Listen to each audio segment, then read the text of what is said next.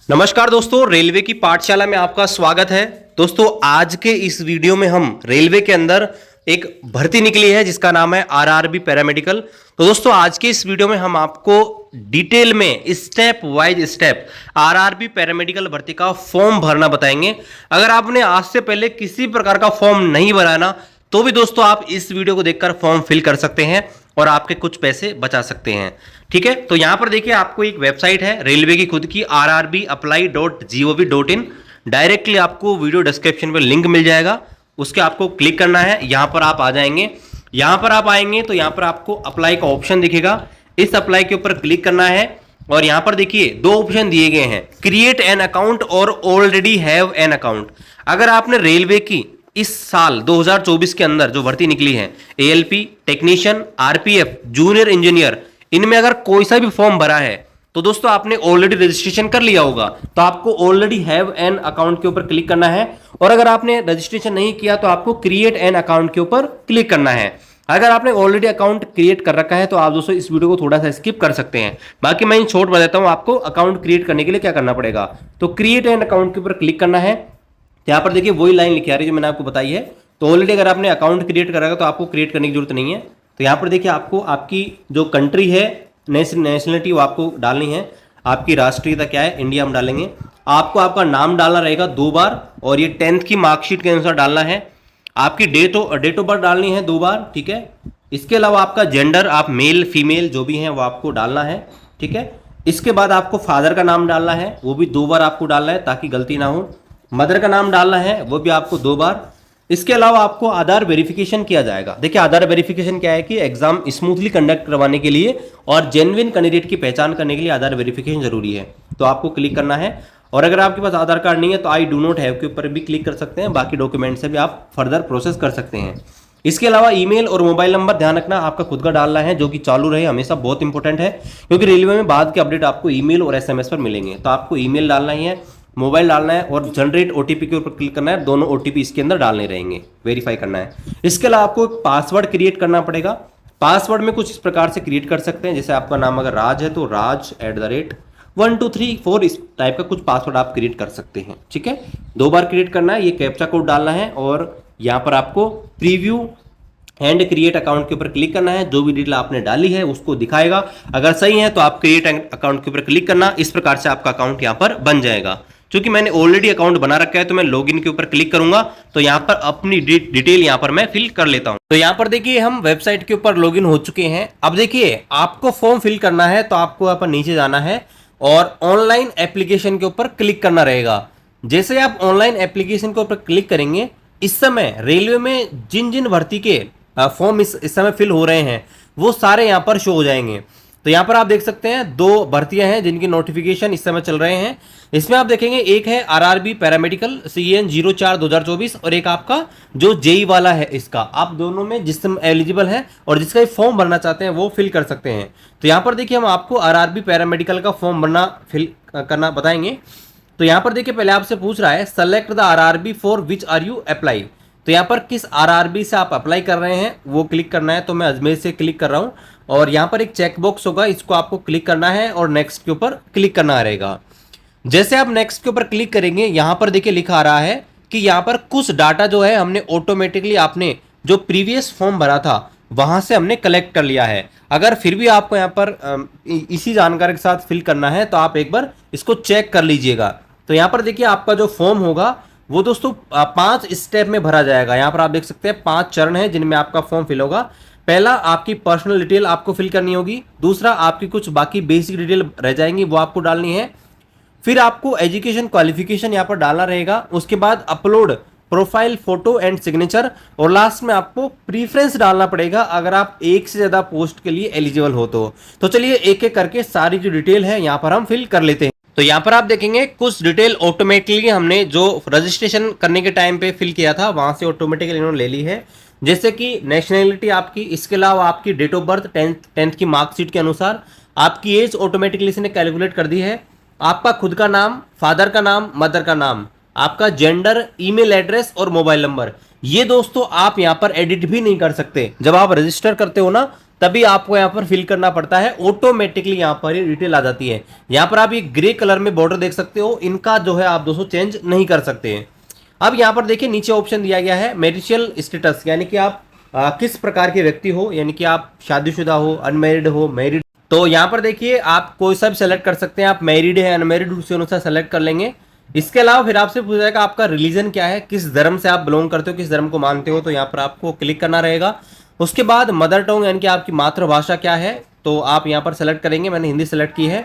इसके अलावा एक वेरी इंपॉर्टेंट चीज है जो आपको यहाँ पर ध्यान रखनी है, वो है choice of language for examination, यानी कि आप एग्जाम देने जाओगे वो किस भाषा में आपका पेपर खुलेगा, किस बाय डिफॉल्ट आपका जो पेपर है वो इंग्लिश में आता है, लेकिन इंग्लिश के साथ एक लैंग्वेज और है जिसको आप डाल सकते हैं, यानी कि उसमें आपका जो है पेपर यहाँ पर होगा। ठीक है, तो यहाँ पर आप जिस भी लैंग्वेज को सेलेक्ट करोगे उसी लैंग्वेज में आपका यहाँ पर पेपर आपका आएगा। तो मैंने हिंदी सेलेक्ट की है, तो मेरा जो पेपर होगा हिंदी और इंग्लिश दोनों में यहाँ पर खुलेगा। इसके अलावा आपको दो जो है आपकी बॉडी के ऐसे मार्क्स बताने हैं, ऐसे चिन्ह बताने हैं जिससे आपकी आइडेंटिफाई किया जा सके, आपको पहचाना जा सके। ठीक है, ऐसे मार्क्स जो हटाए नहीं जा सके, परमानेंट इसमें लिखा हुआ है, देखिए परमानेंट वर्ड का यूज कर रखा है, इसका मतलब आपको ऐसे बताने हैं जिनको हटाया नहीं जा सके। इसके अलावा आपको नीचे आते हैं और फिर आपसे पूछा रहा है कम्युनिटी डिटेल। तो देखिए आप जिस भी कैटेगरी से बिलोंग करते हैं उस कैटेगरी की डिटेल आपको डालनी रहेगी। तो यहाँ पर देखिए आप यूआर से हैं, यूआर डाल दीजिएगा, SC ST OBC डब्ल्यू जिससे आप बिलोंग करते हैं वो क्लिक कर दीजिएगा। इसके अलावा आपसे पूछ रहा है अगर आप ओबीसी से हैं तो ओबीसी से पूछेगा क्या आप ओबीसी नॉन क्रीमिलियर से बिलोंग करते हैं। तो देखिए दो चीज होती है, एक होता है क्रीमिलियर, एक होता है नॉन क्रीमिलियर। अगर आपके परिवार की आय 8 लाख से ज्यादा है एक साल के अंदर, ईयरली एनुअली आपकी जो इनकम है 8 लाख से ज्यादा है, आप दोस्तों क्रीमिलियर पे क्लिक करना। अगर 8 लाख से कम है तो दोस्तों आपको नॉन क्रीमिलियर के ऊपर क्लिक करना रहेगा। ठीक है, इसके अलावा आपसे पूछा जाएगा आपका सर्टिफिकेट नंबर क्या है, जो आपको कास्ट सर्टिफिकेट रहेगा उसके ऊपर साइड आपको मिल जाएगा, वहां से आपको डाला रहेगा। इश्यूइंग अथॉरिटी कौन है, यानी कि किसने उसको इशू किया है। आपका जो कास्ट सर्टिफिकेट आपने किससे बनवाया है, तो यहाँ पर देखिए हमने एसडीएम से बनवाया तो हमने एसडीएम क्लिक कर दिया। बाकी बहुत सारे हैं जिससे भी आपने बनवाया है वो आप यहाँ पर चेक कर सकते हैं। इसके बाद आपसे पूछा जाएगा कि किस स्टेट या किस यूनियन टेरिटरी से आपने बनवाया है वो डालना है, और किस तारीख को बनवाया वो आपको डालना रहेगा। इसके बाद हम आते हैं प्रेजेंट एड्रेस और परमानेंट एड्रेस के ऊपर। तो आपको यहाँ पर आपका एड्रेस डालना रहेगा। देखिए अगर आपके दोनों एड्रेस सेम है, प्रेजेंट एड्रेस और परमानेंट एड्रेस, तो आप इस टिक बॉक्स के ऊपर क्लिक कर देंगे तो यहाँ पर जो भी आप डालेंगे ऑटोमेटिकली राइट साइड में भी फिल हो जाएगा। तो यहाँ पर देखिए आपको डिस्ट्रिक्ट डालना है, जिस भी डिस्ट्रिक्ट से आप बिलोंग करते हैं वो डिस्ट्रिक्ट आपको डालना रहेगा। ठीक है, और फिर आपको यहाँ पर आपका एड्रेस जो है यहाँ पर डालना रहेगा। ये जो एड्रेस है ये आपको डालना है, आपका फुल एड्रेस वो डालना है।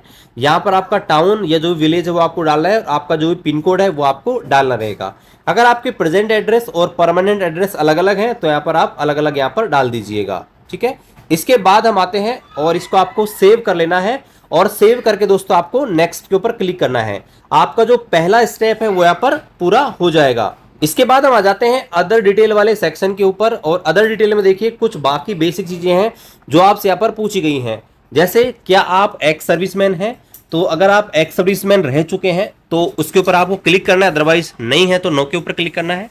क्या आप पूछ रहा है पीडब्ल्यूडी कैंडिडेट है, यानी कि विकलांग दिव्यांग कैंडिडेट है, तो आपको बताना है यस या नो, तो हमने नो क्लिक कर दिया, हम नहीं है। इसके अलावा आपसे पूछ रहा है क्या आप ईबीसी से बिलोंग करते हैं, तो देखिए ईबीसी क्या होता है, ऐसे स्टूडेंट जिनकी परिवार की इनकम 50,000 से कम है, 50,000 से कम अगर आपकी वार्षिक इनकम है, पहली कंडीशन तो ये है, तो आप दोस्तों ईबीसी पे क्लिक कर सकते हैं। ईबीसी पे क्लिक करेंगे तो फायदा क्या होगा, आपकी जो फीस लगनी है 500 रुपये वो दोस्तों 250 रुपये लगेगी। लेकिन जब आपका डॉक्यूमेंट वेरिफिकेशन होगा उस समय आपको 3 डॉक्यूमेंट में से कोई सा भी एक डॉक्यूमेंट दिखाना पड़ेगा, अदरवाइज आपको दिक्कत हो सकती है। पहला, आपको आपका जो इनकम सर्टिफिकेट है, इनकम सर्टिफिकेट दिखाना होगा जिसमें आपकी इनकम जो है 50,000 से कम हो वार्षिक। दूसरा, आप दोस्तों आपका बीपीएल कार्ड है वो शो कर सकते हैं। और तीसरा, अगर आपके पास रेलवे के द्वारा जारी किया गया इज्जत एमएसटी है वो भी दोस्तों आप यहाँ पर लगा सकते हो। तो दोस्तों आपका जो ईबीसी वाला है ये आपका क्लियर हुआ। ठीक है, ईबीसी में कौन क्लिक कर सकते हैं। अब यहाँ पर पूछ रहा है क्या आप रेलवे में ऑलरेडी जॉब करते हो, तो अगर आप रेलवे में ऑलरेडी जॉब करते हो तो आपको यहाँ पर परमिशन लेनी पड़ेगी, एनओसी लेनी पड़ेगी, तो आपको यहाँ पर यस के ऊपर क्लिक करना है। फिर आपसे पूछेगा कि क्या आपने एनओसी के लिए अप्लाई कर रखा है आपके कंट्रोलिंग ऑफिसर से। तो अगर आपने नहीं किया है और करने वाले हो तो नो के ऊपर क्लिक करना है, और अगर आपने ऑलरेडी अप्लाई कर दिया है तो यस के ऊपर क्लिक करना है। तो अगर आपने नहीं किया है तो यहाँ पर क्लियर लिखा है कि डीवी के टाइम पे आपको एनओसी चाहिए होगी, तो बिल्कुल। और कहाँ से आप किस पोस्ट पे हो, ग्रुप सी में हो या अर्थ वाली ग्रुप डी, जो पहले ग्रुप डी था उसको अब अर्थ वाली ग्रुप डी बोलने लगे, तो आप किस में जॉब कर रहे हो, आपका वर्किंग प्लेस क्या है, यानी कि आप किस स्टेशन पर, किस वर्कशॉप में, कहाँ पर पोस्टिंग वो आपको डालनी है, कौन सा आपका यूनिट है, ठीक है, वो आपको डालना है, वो आप यहाँ से सेलेक्ट कर सकते हैं। एम्प्लॉय नंबर क्या है, आपका डेट ऑफ अपॉइंटमेंट क्या है, ये आपको डालना रहेगा। और अगर आप रेलवे में जॉब नहीं करते तो आपको नो के ऊपर क्लिक करना है।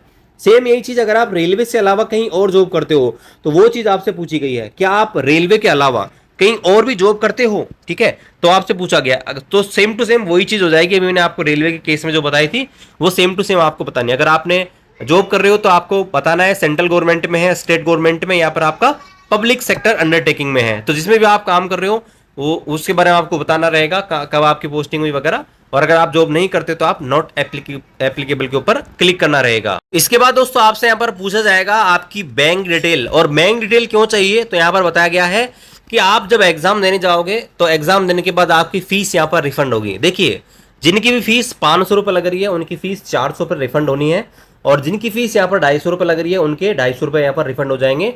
अगर आप CBT 1 एग्जाम देने जाते हैं, अगर एक पेपर है तो एक देना है, और अगर 2 पेपर होते हैं तो अगर आपने एक भी CBT दिया तो आपकी फीस यहाँ पर रिफंड हो जाएगी। तो आपको आपका बैंक डिटेल यहाँ पर डालनी रहेगी जिससे आपकी फीस रिफंड हो सके, ठीक है, ये अच्छे से डालिएगा, ठीक है। ये करने के बाद आपको अगेन सेव करना है और फिर हम नेक्स्ट जो स्टेप है उस पर आगे बढ़ते हैं। इसके बाद हम आ जाते हैं एजुकेशन क्वालिफिकेशन वाले सेक्शन के ऊपर। और एजुकेशन क्वालिफिकेशन में देखिए आपकी 10th की डिटेल ऑटोमेटिकली आ जाएगी, जो कि आपने पहले यहाँ पर फिल कर दी थी रजिस्ट्रेशन करने के टाइम पे। अब यहाँ पर देखिए आपको बाकी की डिटेल यहाँ पर ऐड करनी है, तो आपको यहाँ पर देखिए आना है और ये क्वालिफिकेशन वाले सेक्शन के ऊपर क्लिक करेंगे। तो यहाँ पर देखिए अलग अलग पोस्ट के लिए अलग अलग एलिजिबिलिटी है। तो फील्ड वर्कर के लिए 10+2, तो यहाँ पर 10+2 आ गया। बहुत सारी पोस्ट में यहाँ पर BSc मांगा गया तो BSc आ गई, फार्मेसी आ गई, फार्मासिस्ट। तो जो भी आपके पास डिग्री है, ठीक है, जो भी आपने डिग्री डिप्लोमा कर रखा है वो दोस्तों यहाँ पर आप फिल कर दीजिएगा। तो फिलहाल मैं आपको फील्ड वर्कर वाली जो पोस्ट है उसके लिए फिल करके दिखा रहा हूँ। 10+2 मैंने क्लिक किया तो डिसिप्लिन पूछ रहा है। तो यहाँ पर देखिए, यहाँ पर आपसे पूछ रहा है अगर आपने फिजिक्स और केमिस्ट्री कर रखी है, फिजिक्स एंड केमिस्ट्री यानी कि बी आपके PCM वाले, तो आप एप्लीकेबल हैं, तो आप इसके ऊपर क्लिक करेंगे। अगर आप सिर्फ साइंस पे क्लिक करेंगे, साइंस विद बायोलॉजी है, साइंस विद आपका केमिस्ट्री है, तो भी दोस्तों आप यहाँ पर अप्लाई कर सकते हैं। तो यहाँ पर देखिए मैंने फिजिक्स एंड केमिस्ट्री में 12th कर रखी है, तो मैं इसके ऊपर क्लिक करूंगा। स्टेट पूछ रहा है, जिस भी स्टेट से आप बिलोंग कर रहे हैं वो आपको डालना है। डिस्ट्रिक्ट पूछ रहा है, वो आपको डालना रहेगा। बोर्ड क्या है आपका और कब आपने यहाँ पर पास किया है ये आपको डालना रहेगा, और आपको इसके बाद क्लिक करना रहेगा इस ऐड के ऊपर। तो इस प्रकार से आप जो भी एजुकेशन क्वालिफिकेशन आपके पास है वो सारी ऐड कर सकते हैं, ठीक है। तो चलिए मैं यहाँ पर एजुकेशन क्वालिफिकेशन एक बार ऐड कर लेता हूँ और फिर आपके सामने आगे कंटिन्यू करता हूँ। एजुकेशन क्वालिफिकेशन के अलावा अगर आपके पास कोई वर्क एक्सपीरियंस है वो भी दोस्तों आप यहाँ पर ऐड कर सकते हैं, क्योंकि RRB पैरामेडिकल की भर्ती के अंदर कई पोस्ट के अंदर वर्क एक्सपीरियंस यहाँ पर मांगा गया है। तो अगर आपके पास किसी प्रकार का एक्सपीरियंस है तो आप यहाँ पर नेचर ऑफ एक्सपीरियंस के ऊपर क्लिक करेंगे। तो यहाँ पर आपसे पूछा गया है किस कैटेगरी में आपके पास एक्सपीरियंस है, जैसे कि आपका कार्डियक कैथ लैब के अंदर है, डेंटल हाइजीनिस्ट के अंदर है, या आपके इन हाउस ट्रेनिंग के अंदर है, यानी कि जिस प्रकार का भी आपके पास है, इंटर्नशिप ट्रेनिंग है या जो भी है, तो दोस्तों आप यहाँ पर सेलेक्ट कर सकते हैं। एम्प्लॉयमेंट किस प्रकार का आएगा, यानी कि आप प्रेजेंट में भी कर रहे हैं या आपने पहले करके छोड़ दिया, कब से कब तक क्या, कितने साल का, वो यहाँ पर सेलेक्ट करके आपको ऐड के ऊपर क्लिक करना है। तो दोस्तों आपका वर्क एक्सपीरियंस भी ऐड हो जाएगा। तो यहाँ पर आपका ये एजुकेशन क्वालिफिकेशन और वर्क एक्सपीरियंस वाला आपका टैब यहाँ पर कंप्लीट होता है। इसके बाद हम बढ़ते हैं अगले स्टेप के, और यहाँ पर देखिए वेरी वेरी इंपॉर्टेंट वाले सेक्शन के ऊपर आ चुके हैं, जो है फोटो और सिग्नेचर। दोस्तों फोटो और सिग्नेचर की वजह से ही फॉर्म जो है यहाँ पर रिजेक्ट कर देता है रेलवे, तो आपको विशेष रूप से यहाँ पर ध्यान रखना है। तो यहाँ पर देखिए कुछ सैंपल भी दिए गए हैं, अगर आप इस प्रकार की फोटो यहाँ पर डालते हैं तो आपका फॉर्म यहाँ पर रिजेक्ट हो सकता है। पहला यहाँ पर आप देख सकते हैं जो फोटो है प्रॉपर सही नहीं आ रही है, पहली वाली फोटो आप देख सकते हैं, दूसरी फोटो में थोड़ी साइड में आ रही है, तीसरी फोटो में आप देखेंगे चश्मा लगा रखा है, चौथी में आपके बाल आगे आ रहे हैं, चौथी जो फोटो इसमें बैकग्राउंड जो है थोड़ा डिफरेंट टाइप का लग रहा है, ऐसी फोटो नहीं डालनी। ये आप फोटो देखेंगे इसे थोड़ी ब्लर है, ये भी थोड़ी ब्लर है। इसमें आप देखेंगे तो ये आपकी चश्मा आपने ऊपर लगा रखा है बालों के ऊपर, इसमें आप देखेंगे शेडो आ रही है, इसमें आपने देखिए कैप लगा रखा है। ऐसी फोटो आपको नहीं डालनी। तो यहाँ पर आप देख सकते हैं आपको इस प्रकार की फोटो यहाँ पर डालनी रहेगी, लास्ट वाली जो इन्होंने बता रखी है वैसी, यानी कि ऐसी फोटो डालनी है जहां पर आपका चेहरा जो है वो दोस्तों क्लियर रूप से विजिबल हो, यानी कि आपका चेहरा विजिबल हो, कोई ग्रुप फोटो नहीं हो, चश्मा वगैरह नहीं हो, बियर्ड भी हो वो भी हल्की होनी चाहिए, और चश्मा कैप किसी प्रकार का नहीं होना, साइड एंगल नहीं होना चाहिए, ब्लर वगैरह नहीं होना चाहिए। आपकी जो फोटो है यहाँ पर क्लियर विजिबल होनी चाहिए, ठीक है। तो वो आपकी फोटो आपको डालनी रहेगी। ये बहुत इंपॉर्टेंट है, क्योंकि अगर आपने फोटो ऐसी वैसी डाली तो आपका फॉर्म यहाँ पर रिजेक्ट हो जाएगा और बाद में आप तैयारी करते रह जाएंगे, उधर आपकी रेलवे एग्जाम ही नहीं लेगा। दूसरा यहाँ पर वेरी वेरी इंपॉर्टेंट जो है सिग्नेचर। सिग्नेचर में देखिए आपको दो तीन चीज यहाँ पर ध्यान रखनी है। सिग्नेचर आपको ब्लैक या ब्लू इंक वाला ही अपलोड करना है। दूसरा आपको ध्यान रखना है कि ये रनिंग हैंडराइटिंग में होना चाहिए, ब्लॉक लेटर में बिल्कुल नहीं होना चाहिए। सपोज कीजिए किसी का नाम है रवि और उसको अपना साइन करना है, तो अगर वो इस प्रकार का साइन करेगा तो ये दोस्तों इसको बोलते हैं हम आपका ब्लॉक लेटर्स के अंदर। और अगर यही साइन वो कुछ इस प्रकार से कर देगा तो इसे हम बोलेंगे रनिंग हैंडराइटिंग, ठीक है। तो आपको दोस्तों रनिंग हैंडराइटिंग में करना है इस प्रकार से, या आप किसी प्रकार से कर सकते हैं, साइन इस प्रकार का चलेगा, आप कोई सा भी कीजिए, लेकिन दोस्तों कैपिटल ब्लॉक लेटर में बिल्कुल भी नहीं करना। हिंदी इंग्लिश उर्दू जिस भाषा में आपको सिग्नेचर करना है वो करना है, लेकिन डिसजॉइंटेड नहीं होना चाहिए, यानी कि एक मिला हुआ होना चाहिए, ऐसा नहीं कि अलग अलग आपका हो, ठीक है, वो आपका चलेगा, बाकी कोई दिक्कत नहीं है। तो ये आपको सिग्नेचर के बारे में विशेष रूप से ध्यान रखना है, फोटो और सिग्नेचर के बारे में, ठीक है, अदरवाइज आपका फॉर्म जो है यहाँ पर रिजेक्ट हो सकता है। अब चलिए लास्ट जो स्टेप है उस पर चलते हैं, और वो है आपका प्रीफ्रेंस। जी हाँ दोस्तों, वेरी वेरी इंपॉर्टेंट है प्रीफ्रेंस। तो यहाँ पर देखिए हमने यहाँ पर आरआरबी अजमेर से फॉर्म यहाँ पर फिल किया है, और यहाँ पर आप देखेंगे तो हमने जो भी एजुकेशन क्वालिफिकेशन हमारे पास है उस हिसाब से यहाँ पर पोस्ट यहाँ पर आ चुकी है। अगर आपके पास एक से ज़्यादा एजुकेशन क्वालिफिकेशन है तो आपको सारी की सारी प्रीफ्रेंस के अंदर डालनी रहेंगी। तो यहाँ पर देखिए मेरे पास मैंने यहाँ पर कैटेगरी डाली थी, यहाँ पर 12th की यहाँ पर कोई वैकेंसी नहीं है इसलिए नहीं शो कर रहा है। और यहाँ पर अगर आप देखेंगे तो ये आपकी लेबोरेटरी असिस्टेंट, यानी कि अगर आपने डीएमएलटी कर रखी है तो अप्लाई कर सकते हैं। तो यहाँ पर इस जो एजुकेशन क्वालिफिकेशन है इसके हिसाब से यहाँ पर एक पोस्ट यहाँ पर दिखा रहा है। तो आपको क्या करना है, इस प्लस वाले आइकन के ऊपर क्लिक करना रहेगा, ऑटोमेटिकली जो आपकी प्रेफरेंस है ऐड हो जाएगी इधर राइट साइड में, और जो भी आपके पास जितनी भी एजुकेशन क्वालिफिकेशन वो है उस हिसाब से अलग अलग यहाँ पर पोस्ट आ जाएंगे एलिजिबल। तो सारी की सारी आपको प्लस करनी है और यहाँ पर ऐड होती जाएंगी, ठीक है। तो जो भी है सारी की सारी ऐड करना है, और उसके बाद दोस्तों आपको कोई डिक्लेरेशन है, चेकबॉक्स इसके ऊपर क्लिक करना रहेगा। ये करने के बाद यहाँ पर नीचे डिक्लेरेशन है, इसको आपको देख लेना है, इसको भी अगेन आपको चेक बॉक्स के ऊपर क्लिक करना रहेगा। इसके बाद आपसे पूछ जाएगा प्लेस, यानी किस जगह से आप फॉर्म फिल कर रहे हैं, तो आप डाल सकते हैं जिस भी जगह से आप फॉर्म फिल कर रहे हैं वहाँ का यहाँ पर शॉर्ट में एड्रेस यानी कि सिटी डाल दीजिएगा। और सिटी डालने के बाद आपको प्रीव्यू एप्लीकेशन के ऊपर क्लिक करना रहेगा। जैसे आप प्रीव्यू एप्लीकेशन के ऊपर क्लिक करेंगे आपने जो भी डिटेल यहाँ पर डाली है वो सारी की सारी यहाँ पर शो हो जाएगी। तो आप एक बार ये सारी डिटेल यहाँ पर शो हो रही है, इनको एक बार चेक कर लीजिएगा कि आपने सारी की सारी सही डाली हैं, क्योंकि यहाँ पर ये फाइनल स्टेज है। अगर आप इसके बाद यहाँ पर क्लिक कर दोगे फाइनल सबमिशन के ऊपर तो दोस्तों इसके बाद आप एडिट नहीं कर सकेंगे। अगर आप आई हैव रीचेक्ड, ठीक है, और इसके बाद ये सबमिट है, इसके ऊपर आपको क्लिक करना है। सबमिट अगर आपने कर दिया इसके बाद दोस्तों आप इस फॉर्म के अंदर कोई एडिटिंग नहीं कर सकते, इसलिए ये आपका फाइनल स्टेप है। इसके पहले आप अपनी जो भी डिटेल जो भी आपने फिल करी है उनको अच्छे से यहाँ पर चेक कर लीजिएगा, अदरवाइज बाद में आपको 250 रुपये देने पड़ेंगे, जो कि आपको जब आप मॉडिफिकेशन का लिंक खोलेगा वहाँ पर आपको अलग से 250 रुपये देने पड़ जाएंगे। इसको आपको क्लिक करना है, उसके बाद आपको सबमिट के ऊपर क्लिक करना रहे। जैसे हमने सबमिट के ऊपर क्लिक किया यहाँ पर ये पॉपअप भी दिखा रहा है कि आप जो है फाइनल सबमिट करने जा रहे हैं, इसके बाद आप कोई करेक्शन नहीं कर सकते, तो बिल्कुल आपको सबमिट के ऊपर क्लिक करना है। तो यहाँ पे आप देख सकते हैं 500 रुपये यहाँ पर फीस हमारी यहाँ पर दिखा रहा है जो हमको यहाँ पर पे करनी है। और यहाँ पर नीचे ऑप्शन दिए गए हैं दो, पे विद SBI ई पे और दूसरा है पे विद CSC वॉलेट। तो आपको पे विद SBI ई पे के ऊपर क्लिक करना है। जैसे आप क्लिक करेंगे यहाँ पर कुछ आपको टर्म्स कंडीशन शो हो रही हैं, इनको क्लिक करना है और प्रोसीड के ऊपर क्लिक करना रहेगा। तो यहाँ पर देखिए ये कुछ ऑर्डर समरी दिखा रहा है, और यहाँ पर अगर आप देखेंगे 500 पेमेंट आपको करना रहेगा। बहुत सारे तरीके हैं जिनसे आप कर सकते हैं, डेबिट कार्ड या क्रेडिट कार्ड है उससे भी आप कर सकते हैं, अगर आपके पास UPI है UPI से भी कर सकते हैं, नेट बैंकिंग है उससे भी आप कर सकते हैं।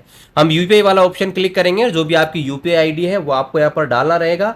यूपीआई आईडी जैसे आप डालेंगे, यहाँ पर आपको यूपीआई डालने के बाद आपको यहाँ पर ऑप्शन आएगा वेरीफाई का और आपको पेमेंट करना है। यहाँ पर देखिए ये यूपीआई आईडी का ऑप्शन जैसे क्लिक किया यूपीआई आईडी आ चुकी है। यहाँ पर आपको यूपीआई डालनी है, वैलिडेट यूपीआई आईडी करनी है। जैसे वैलिडेट करेंगे आपका जो भी यूपीआई ऐप है गूगल पे फोन पे उसके पास रिक्वेस्ट जाएगा और रिक्वेस्ट जाने के बाद दोस्तों आपका जो है फॉर्म यहाँ पर जैसे आप पेमेंट करेंगे फॉर्म सक्सेसफुल यहाँ पर फिल हो जाएगा और फिल होने के बाद दोस्तों आप उसका प्रिंट आउट ले सकते हैं। और देखिए प्रिंट आउट लेने के लिए आपको जाना है इधर एप्लीकेशन हिस्ट्री के ऊपर, जो भी आपने फॉर्म फिल करे हैं सारे के सारे आप यहाँ से चेक कर सकते हैं। तो यहाँ पर आप चेक कर सकते हैं हमने जो भी फॉर्म भरे हैं सारे के सारे यहाँ पर शो कर रहा है। तो यहाँ पर आप देख सकते हैं अभी जो लेटेस्ट हमने फॉर्म भरा है वो उसका पेमेंट अभी पेंडिंग है, थोड़ा टाइम अपडेट हो जाएगा और फिर यहाँ पर जो है यहाँ पर आप जो है यहाँ से इस फॉर्म को यहाँ पर चेक कर सकते हैं। आई बटन जो दिख रहा है वहां से दोस्तों आप एप्लीकेशन को यहाँ पर देख सकते हैं और इसका पीडीएफ भी डाउनलोड कर सकते हैं।